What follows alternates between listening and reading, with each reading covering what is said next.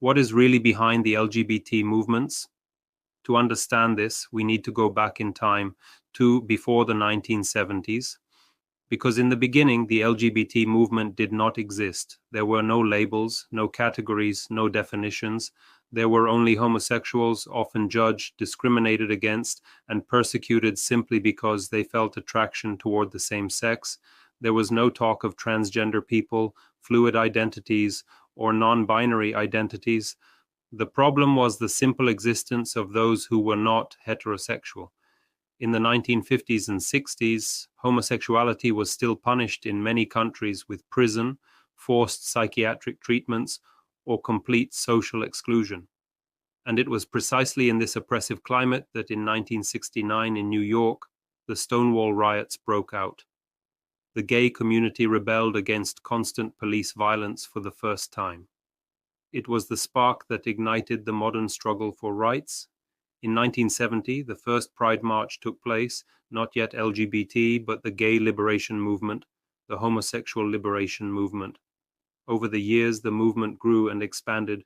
First lesbians joined, forming the acronym LG, then bisexual people becoming LGB, and from the 1990s onward, transgender people were included, giving rise to the acronym LGBT.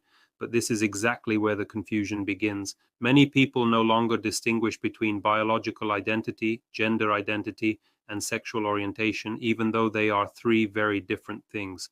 Biological identity is the sex you are born with, determined by physical and genetic characteristics. Gender identity is how you perceive yourself internally, man, woman, or something different. Sexual orientation, however, concerns who you are attracted to, romantically and sexually.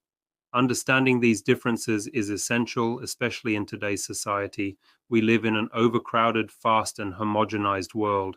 We are millions immersed in the same content and the same cultural models, and when everything becomes the same, the individual risks disappearing into the crowd. This is why so many people today feel the need to declare who they are, to stand out, to avoid feeling invisible, to rediscover an identity in a world that tends to make everything uniform. And the LGBT movement today is also a social space where people can say, I exist, this is who I am. In an era that wants us similar and replaceable, affirming one's identity can take on altered characteristics. And this, perhaps, is the greatest truth behind LGBT movements today for many individuals. The search for uniqueness within a society that would otherwise force us to disappear.